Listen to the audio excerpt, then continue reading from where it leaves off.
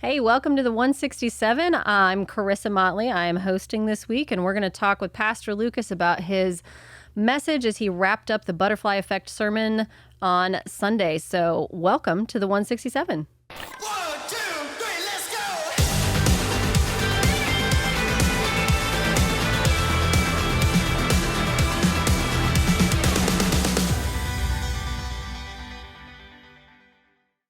Good morning. Welcome back to the 167. It may not be morning when you're watching this, but it's morning when we're recording. So I am Charissa Motley. I am married to the wonderful Pastor Lucas, who is joining us here this morning. Good morning. And Meghan Span, discipleship intern. Yes, good joining morning. us as well. So I'm actually hosting today. So woo, it's going to be a fun time. All right. You guys ready to get started? If you would have let me know you were going to do that, I would have wooed with you. Sorry. Woo. Woo. Okay. All right. So we wrapped up our series this past Sunday, The Butterfly Effect, which has been a really fun series. I'm just talking about things that have these ripple effects in our lives. And when I pulled up my notes on Sunday, I looked at the title of your sermon, and it was just a bunch of letters. And I'm not going to lie, it took me a minute. Like, what was the title of the message? So in case people did not notice that or did not figure it out, RAOK stands for Random acts of kindness. Random Acts of Kindness. Oh, okay. Yeah, it took me a minute because I kept reading the O and the A opposite, and I was like, Somebody asked me if that was the Greek word for kindness, and I was like, nope. Nope. Hard pass. It's an acronym that's not actually an acronym because it doesn't really spell anything. But anyway, so with that kind of premise, I just thought it would be a fun thing to talk about if you've ever like either participated in a random act of kindness or had someone do something for you that would be a random act of kindness in your life experience. Lucas, don't talk about stealing people's food. You already did that on Sunday. No, I always feel like it's really awkward when you are the victim of a random act of the kindness. recipient. The recipient. Like a drive-by kindness. Like I'm Why always is that just like, awkward? because I don't know what to do. And I feel like there's What a to do ton with of your pressure hands. where it's like somebody just paid for your food and I'm like looking behind me like there's a minivan behind me. How many kids are in that minivan? Yeah, how many Happy Meals am I paying for? No, I remember when that first came out in like the 90s and 2000s, and it was like a big fad. And I remember us going out and trying to do random acts of kindness, and it's harder than you'd think. Like I remember I tried to help somebody with their groceries it was the Eagle grocery store in Plano, and she just flat out refused. I don't know if she thought I was trying to steal her groceries. She wouldn't let you buy her groceries? Well, I wasn't even trying to buy them. I was trying to help her Oh, to the like car. carry them? Yeah. And I frequently, I feel like I don't know why, but I don't know if I have PTSD from that, but it's like, I do that all the time. Like I went to Walmart the other day and like there's people that are by themselves, like loading groceries in. And I'm always like checking them, like, how old are they? Do they look frail? Like, can I help them? But it's always a sketchy kind of business when you walk up to some like little old lady that's by herself and be like, can I help you put this in your car? And she's always a little bit afraid. So I try to do That's that funny. pretty often, is help people load their stuff, especially if it's like, again, it's terrible because it's always a sketchy situation. If it's like a mom who's got like 3 kids who are just losing their minds, be like, I will put this in your car for you. But then that's also a little bit, She feels weird about that, probably. yeah. It's like, stay away from my kids. So, not always successful with the random acts of kindness. Has No. anyone ever done one for you? Yes. And that's what I'm saying. Like, I don't know what to do with my hands when that happens. It's a lot of like somebody pays for my stuff at QT or something like that. And usually I like start scanning around and I'll see somebody that goes to our church, like exiting out the back. But That's cool. it's always just a nice little thing. Yeah, that's fun. Megan? I used to work at Dairy Queen. I was in the drive-thru, and I don't know who started it. There's this just random person. It was like, oh, can I pay for the person in the back? And I was like, of course you can. so nice. Right? But like that happened, and it continued for like 20 minutes. Oh, Like, wow. People were going through consistently. And I remember the last person that did it, I was like, yeah, like they paid for you. And I was like, yeah, a lot of people, have been continuing it, like, like trying to like help them. Be like, right. they were like, oh, that's so sweet. I just like didn't. And I was like, I "That's will okay." take the free Dairy Queen. Thank you so much. But yeah, so that was really cool just to watch. Does Like, the next person pull up and you were like, well, like Like, don't even tell them. No, you shouldn't No, tell them. I couldn't. No, I couldn't. But yeah, so that was really sweet. And, faith in humanity restored a little Yeah, bit. that's so. cool. What about you? I don't frequent Starbucks, but I have at Starbucks in the drive-through line had that happen a couple times where they're like, somebody paid for your drink. And you do feel a little bit obligated to pay for the drink of the person behind you, which is also sketchy at Starbucks because I was like, be honest. they're like $7 drinks, right? So Be honest, you're kind of like you're weighing what yeah, you ordered versus right. what you're. I'm going. Mine was like $4. What if they ordered a venti like The guy getting for the construction Frappuccino? company is behind you. He's got 6 drink I orders. need Like you just 45 yeah, you coffees. just never know. So it does feel like So random acts of kindness, kind of fun, kind of unpredictable, right? So true. that can be an interesting proposition. But your sermon wasn't really about random acts of kindness. I feel like that was kind of a misnomer that you titled it that. I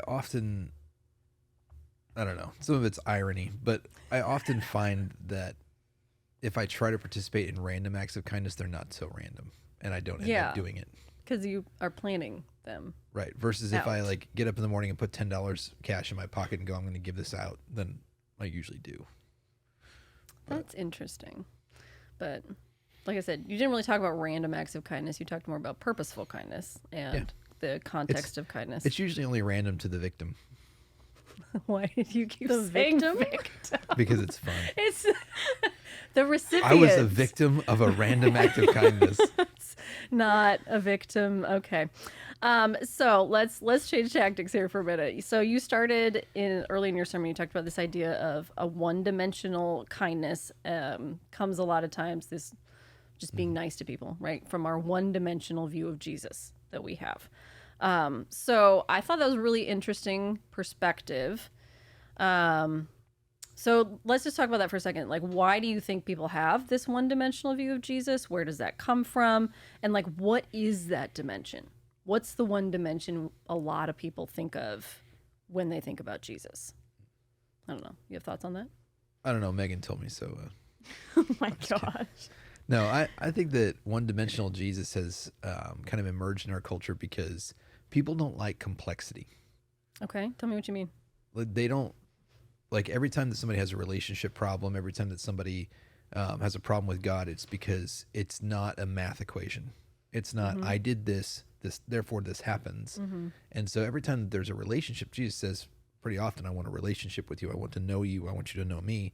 And if you're in a relationship, whether it be a dating relationship or a friendship, you understand those are complex things. People are nuanced. They don't always make sense to us, and yet we expect that from God in a way of we think that God's perfection in some way means that he's perfectly understandable to us. Ooh, that was good.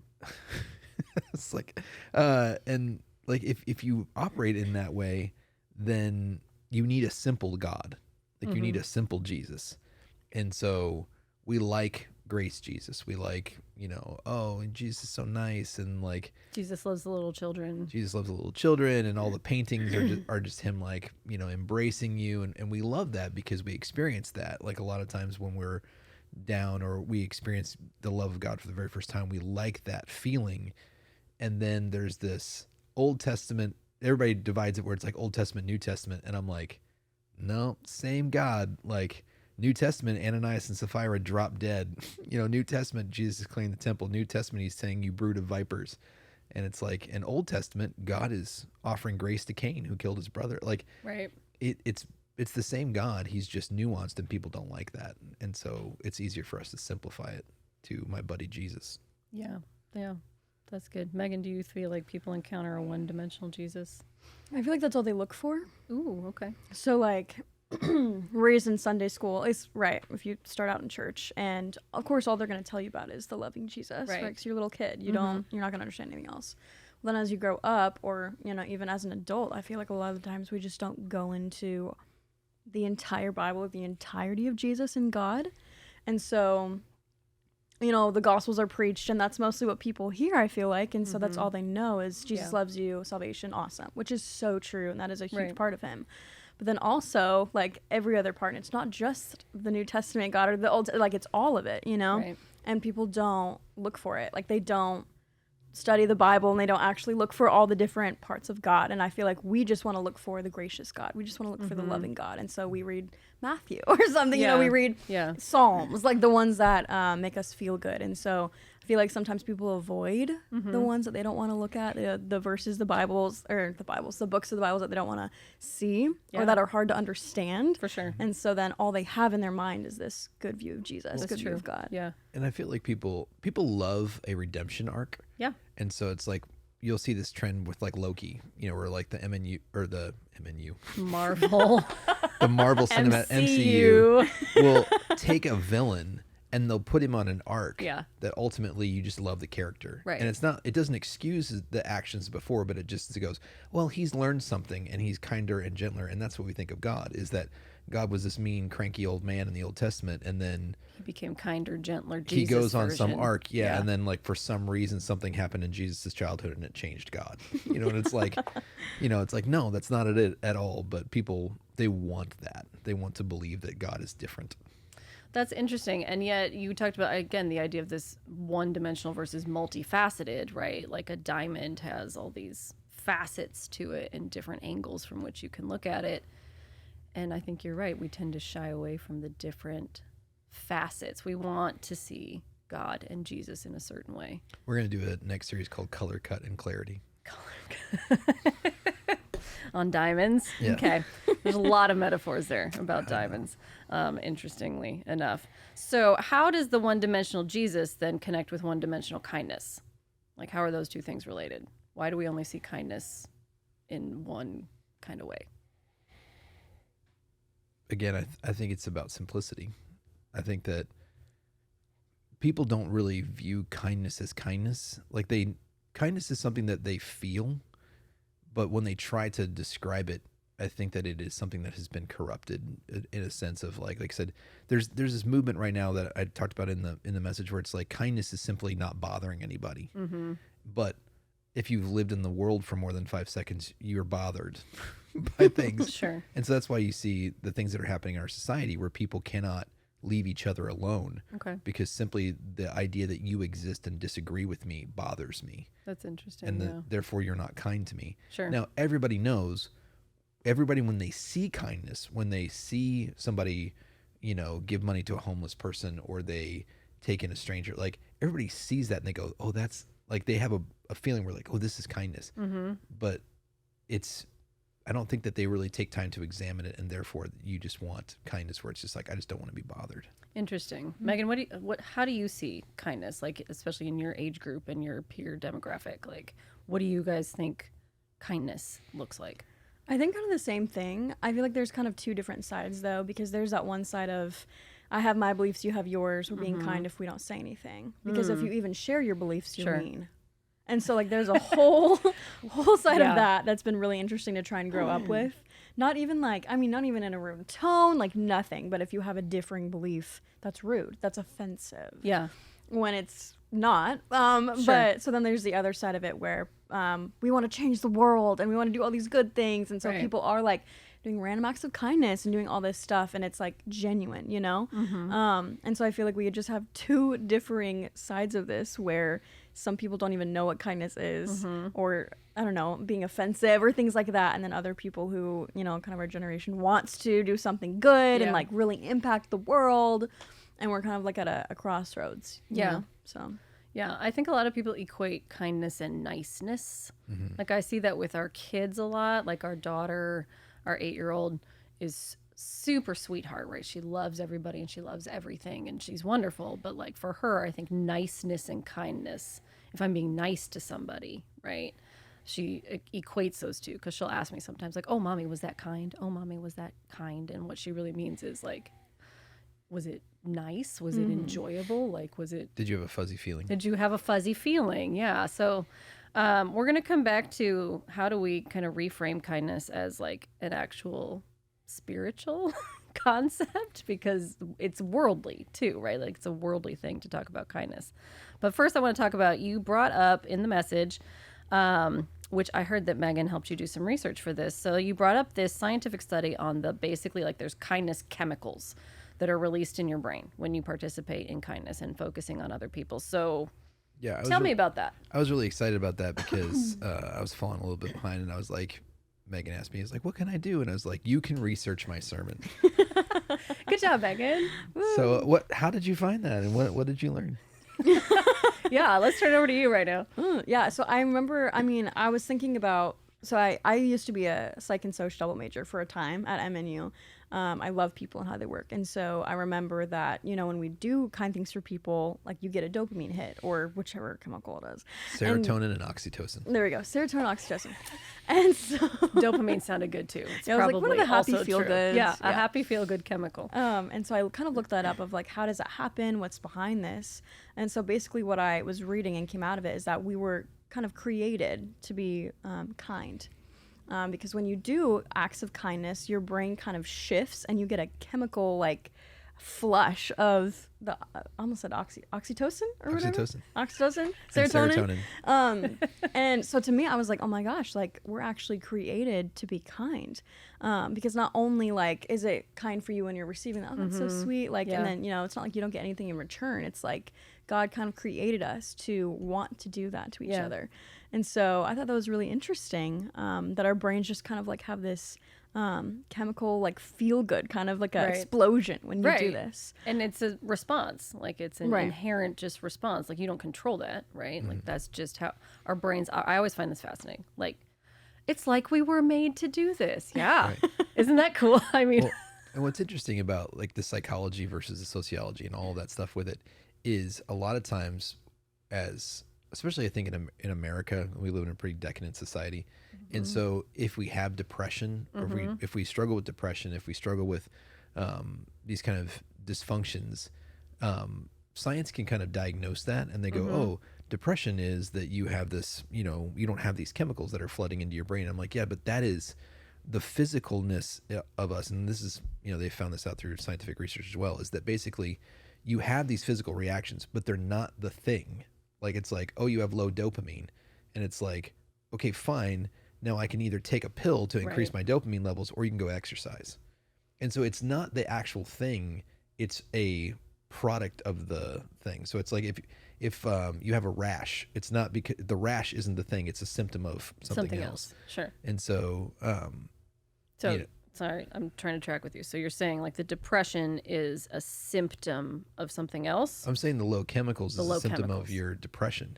And Got so what happens is they'll say like, well, let's take a pill to regulate the chemicals. Got and it's it. like, but that doesn't fix the problem. Right. And so that's why we were focusing a little bit this week, where I'm saying like, if you suffer with depression is, and I'm not trying to oversimplify this for people that struggle with depression, but depression is a focus on yourself.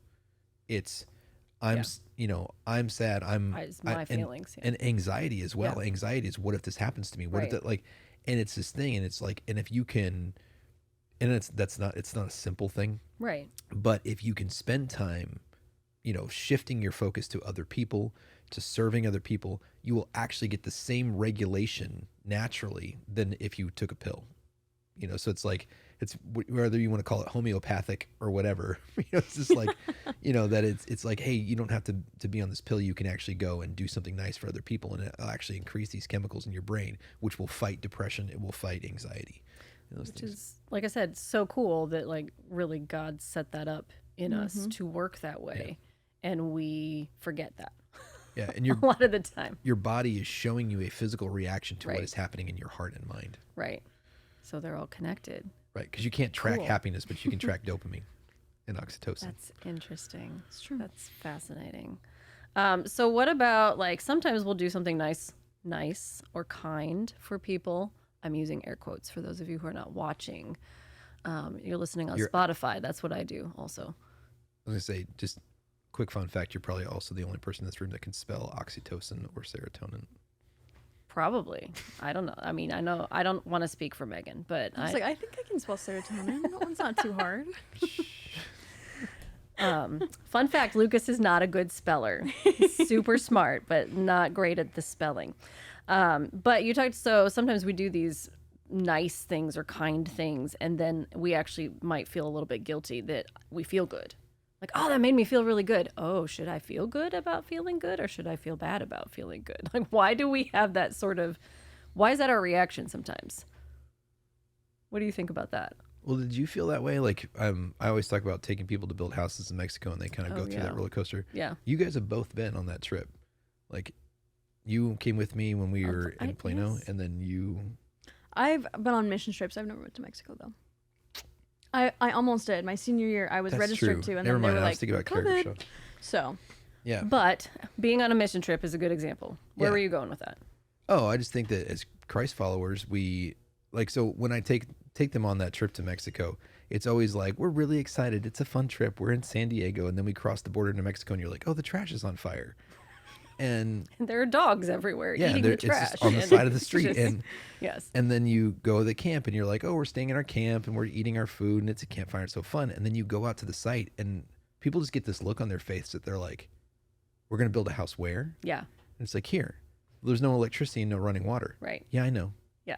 And then you build the house, and we're having fun, and you get to know the family, and then the house goes up, and you stand back, and it is a 2-room shed that is 20 by 10. Right. And everybody just like, and the family comes out, and They're we do this so key ceremony. grateful. Yeah, they're so just excited. out of their minds. Yeah. And then you stand back, and they literally, everyone on that trip for the first time goes through this thing where they go, what have I done?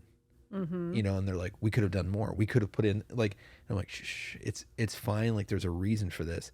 And they feel so guilty for either A, like how appreciative somebody is for that, but also they feel guilty that they had a good time. Like that they feel guilty that they had fun doing it, and they feel guilty that they felt good about what they did, and then they stand back and they're like, well, I could have done more. And it's this kind of weird roller coaster that people go on. But Do you think that that's like a trick of the enemy to try to keep us from participating in things like that? I think that it is, because kindness is not simple. I think that it's nuanced, and so there's gratitude that comes from that, and humbleness, and just a flood of different things that you realize you're grateful for what you have, and then you feel guilty for having it, and then you feel like you could have done more, and you feel inspired to do more, but you also feel sad that you haven't done it previously. People are complicated. True. And kindness. So I like as you said, their kindness is complicated too. It's multifaceted. So I want to come back to, like I said, we think of kindness a lot of the time as this like worldly, just people in the world understand kindness to a certain extent, right? Mm-hmm. They understand, they have their own definitions of kindness, obviously. So how do we reframe kindness in a spiritual context? As you pointed out, it's in the fruits of the Spirit, right? It's in Galatians, right? It's love, joy, peace, patience, kindness. Yes, Megan also wrote that part of my sermon about like that Fruit. That fruit is produced. Fruit is produced, and that is also that was a great point. I stole that like nobody's business. That I was like, good. oh my gosh. I actually heard several people go, ooh, when you said that. So that was great. So we're gonna give credit to Megan for that. But so if kindness is this spiritual part of our lives, right? So how do we reframe kindness from not just I'm paying for someone's drink at Starbucks, right? Like, what does it look like for that to be something that's part of our spiritual lives? I think a lot of the times, kind of like you were saying, people think of kindness as the one-dimensional, like, I'm just going to use my resources, money to do this, right? Yeah. Which, again, like, that's fine. That's great. Sure. But kindness, like what you were saying, is produced and grown. So you don't just, like, all of a sudden wake up and you're kind. Like, that's not how that works, right? Right. And so, like, that's something that Jesus has to do within you. Because fruit just doesn't like pop out in the grocery store. Like someone planted that seed, watered that seed, watched it grow, and then produced it. And it was a whole process. And so a lot of people think that it isn't a process, and you just wake up and do that, and that's not true. And so I think as your relationship with Jesus grows, and as you contemplate and meditate on kindness and the fruits of the Spirit, right? Like, that is when you're going to have those acts of kindness. That's when you're going to want to have that motivation, that Holy Spirit within you, kind of telling you what to do and how to do that, and encouraging you to do that. And it'll feel good, you know? Yeah. Because you're doing what God's telling you to do, right? It's not just like, I feel obligated to be kind. That's good, yeah. It's something that's grown within you that you're created to do. Yeah, that's good. Well, and you're the English teacher. If I asked you to look at the fruits of the Spirit as adjectives rather than, or is it adjectives or adverbs rather than nouns, would that change it for you? If it's like, as you do anything, it should be loving and gentle and patient And kind. and kind. Yeah. And, it's all of these things that it's self-controlled, so it's like, it's not just, if you work in customer service, I'm not doing love. I'm picking up the phone, but I'm going to speak to somebody. My words are going to be kind. They're going to be gentle. They're going to be self-controlled. They're going to be, and so whatever it is, whether you're using it as an adverb where it's like, I'm doing this gently, or my voice is kind, my words are gentle. Like, I think I don't think a lot of people think of it as they're just nouns, and it's just like, and so it's like, Interesting. yeah, I produce gentleness. Well, what does that even look like? Right. But if I said, hey, do that in a gentle way, people go, oh, okay. Yeah. It's like you almost intuitively understand it better when it becomes a describer. I That's don't a know if good. No, that is a good English point. That makes is a sense good Englishly. You are saying you're using them as adverbs. By the Adverbs. way, because they're describing the action. So if I'm doing something in a kind way, it is the adverb form. Good. Right. Good. That is interesting. I think that can help us reframe. And I like what you said about it. It's a process, right? Like, you can't just wake up and expect to be in the fullness of kindness or gentleness or patience or whatever it is. And so that's a journey for people to go on, right? To process through that, starting from the little seed and letting it grow through. So hopefully this Sunday was a planting of a seed about how do we reframe kindness. Well, and when you're producing it, I think I didn't get to go into that very, as much as I want to about that process where you plant the seed and it grows. Right. I think the thing that people hate most is the pruning. Oh, for sure.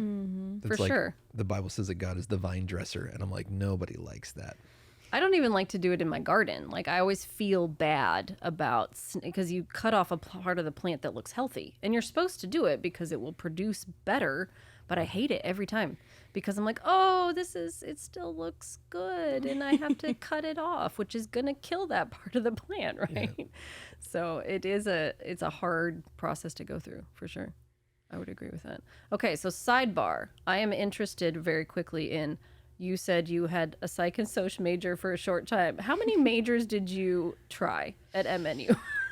As you're now getting ready to graduate. She started to calculate that in her head. How many majors did you attempt to? So, yeah, I came in as a music major. Right. So it was a music worship arts emphasis. Okay, so that's one. So that'd be one.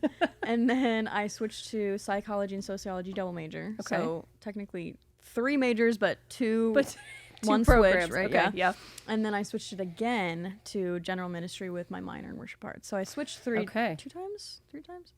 But that's a wide range. yeah, I knew someone who switched it 6 times. Oh my She had to stay a whole other goodness. year. Yeah, she tried everything. Wow. I talked with her. I was like, do I really need to do all that? I don't think I do. So that was probably a wise decision on your part to get some input on that. Well, we want to say congratulations, Megan's graduating this weekend. So Yay! she will have her degree in ministry. So that's super exciting. So we're really proud of you. Thanks. Awesome. Good job. All right. Any final thoughts from Pastor Lucas? No, I mean, I just think it's great. I congratulate you. It only took you like 8 years to get through college. So. No, it was 4. Come Okay. on. She was on the standard plan. I'm on the standard plan. Sounds like a health insurance. I mean, I work at a community college. There's all kinds of plans out there for your education. But yes, congratulations. And it was, in fact, Lucas's birthday on Sunday, in case you missed that in service. It was a fun moment. He's like 35 again. Did you enjoy the prank? Yes, they filled my truck with balloons while I was preaching. It was awesome. Then they all came into my house after. Because our youngest daughter, Marilyn, had a birthday party. So it was just like, here you go. We had a ton of balloons. Thank you to Brittany Harris for that wonderful Our treat. fit team. All right, so that's it for the 167 today. Thanks for joining us. We hope that you will return again next week as we start our new series called Soundtracks. It's going to be a great one. So we look forward to seeing you next weekend. Have a good one. If you enjoyed this episode of the 167, make sure you like, subscribe, follow, get notified, leave a 5-star rating and a positive review. Tell all your friends to listen as well. Make sure you go over to newlifegardener.com and check out all that we have to offer as a church, and check out our messages online as well. Thanks for listening.